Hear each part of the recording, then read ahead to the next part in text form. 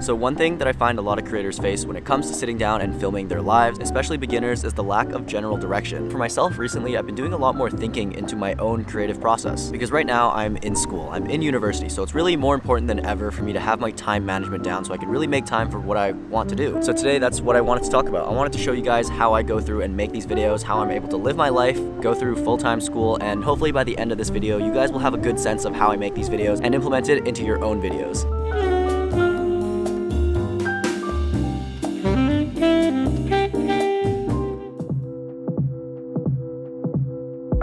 So what are you supposed to film? What are you supposed to say? What is the general idea and topic of your videos? I found that the easy answer to that question is just film your life. Bring your camera with you on your day and film whatever you get up to. And that does work. That's what a lot of videos and vlogs on this platform are. But here's how I try and think of my vlogs. Test 1, 2, 3. So I've said this before, but I try and think of my videos as a journal, a place that I can showcase and talk about what I'm up to in my life, but also how I feel. So what that means for me is that these vlogs are really a place for reflection. Don't just show me what you're up to in your day, tell me how you feel. Tell me what you did and how that made you feel. So me personally, I usually don't script my videos aside from videos like this where I have very specific talking points I need to hit, but I will always ensure that no matter what the video is, it has a central topic or theme, and that idea can literally be anything. It could be a song, a feeling, a product, a trip, an emotion. I truly think that anything can be turned into a story in the form of a vlog. So things that you should think about before you come up with an idea. Who are you? What's your background? And what are you trying to do? A lot of the time, even now, I'm gonna be honest, it feels like I'm going out and just filming random clips and trying to string them together in the edit. But something that I understand now more than I did in the beginning is that even if there is no string to tie your entire video together, there's still you, the person recording it. It's your vlog, so you are that string tying all the clips together. So now when I sit down and make these videos, I try and lean into that a lot more. I try and lean into the emotions that I was feeling when I was out shooting that video and try and really recreate that in the edit. Just remember that everyone in life is on their own journey, so just try and take your camera, your audience, on whatever journey that you're on.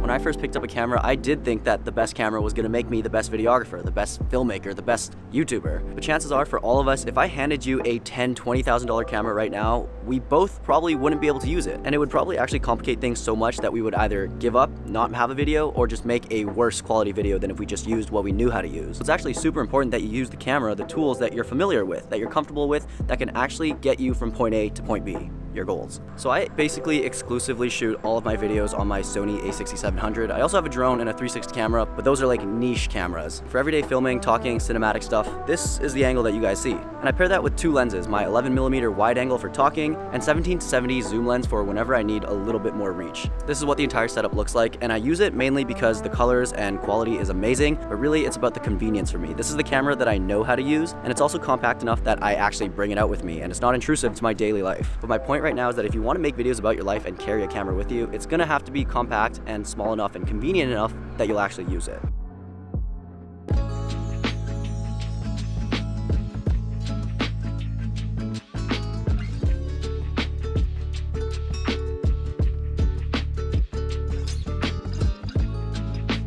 So when it comes down to actually filming, there's really two things that I like to do. There's filming A-roll, which is like this, where I'm actually talking to you guys, and then there's B-roll, which is just overlaid on top, maybe with some music, a little slow motion, things that help progress the story that aren't just me talking to you guys. And this is how I do both to craft my videos. So recently, I've been using the Ulanzi TT38 tripod. And the reason that it's important to have a tripod like this is because when you're out shooting by yourself, you're gonna have to get a lot of different shots.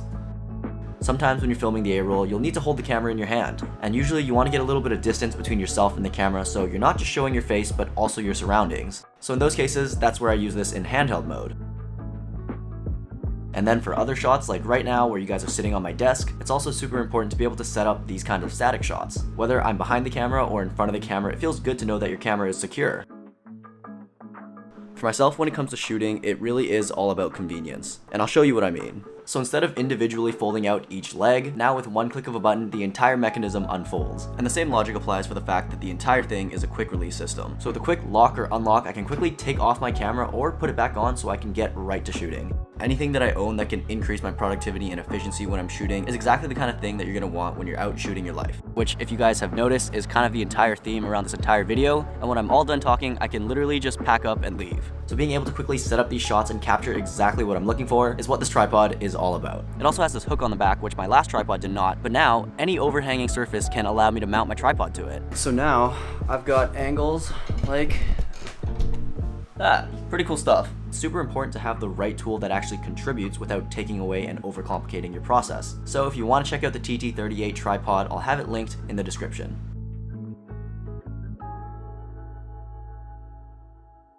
Because of my creative style and the type of videos that I like to make, I really just find that I need to film a lot. I'll definitely remind myself to try and capture shots in between scenes, and once or twice a week I'll go out and maybe shoot the sunset or shoot the park or just general establishing shots. I would much rather capture too much footage than not have enough to tell the story, and I think what's helped me a lot is just consciously remembering to bring my camera, because the worst feeling is really going out, not having your camera, and thinking to yourself how nice it would have been to capture that moment.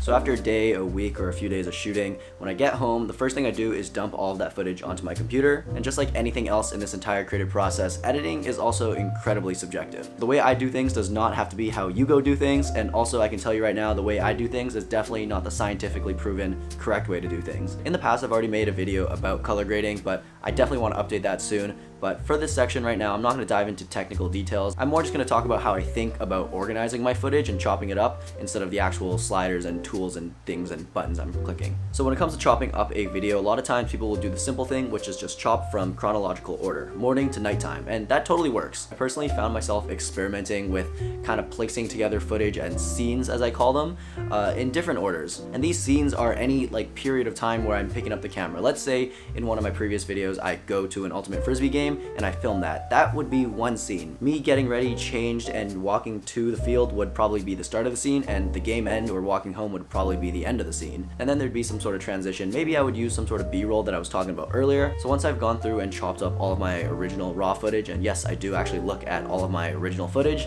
every second of it. Once I have that set in front of me, I will go and take the scenes and move them around and create the best story that I can. If whatever theme or emotion you're trying to give off works best if you show the final scene first, and they do that in some movies, right? They'll show you the outcome before showing you how they got there. That's totally okay. You can show the last scene first or the first scene last, it does not matter. So summary, don't limit yourself just to chronological order. So these are some of the things I've been doing recently that I found have really helped me in creating videos while still keeping up a stacked course load. Of course, take everything I say with a grain of salt, because the way I think and the way I create is not going to be how you create and how you think. And that's because everyone over time will develop their own creative style. So the most important thing is that you start making videos, and that over time you will actually develop your own creative style. You'll figure out what you like, you'll figure out what you don't like, you'll figure out what you're good at and what you want to learn, and when you put all that together with yourself as the string tying it all together, that right there will be your creative style. So, to summarize the entire lecture, a few final key takeaways. Number one, figure out who you are, figure out your story, your background, and what you're trying to do. Because once you answer that question, it'll be pretty simple to figure out what you want to make and the topics that you want to dive into in your videos. Number two, using the right gear. Of course, having the best gear is great, but if you don't know how to use it, it's actively harming you. Third, bring your camera with you when you go out, film as much as you can, because the only way to get better is to film and practice. And four, do not limit yourself to only telling stories in chronological order. Play around with it, get creative with how you want to slice together your clips, get creative with your transitions, B-roll, drone shots. These are ways that you can actually get into it and start crafting videos that are more like art pieces instead of just video diaries that are just retellings of your day. So this has been another overview of how I go about vlogging my life. Thank you guys so much for watching. If you have additional questions, drop them below and let's get a discussion going. And as well, if you guys want to check out the tripod that I use for all my vlogs when I'm on the go, I'll have it linked down in the description. Thanks for watching, and I'll see you guys in the next one.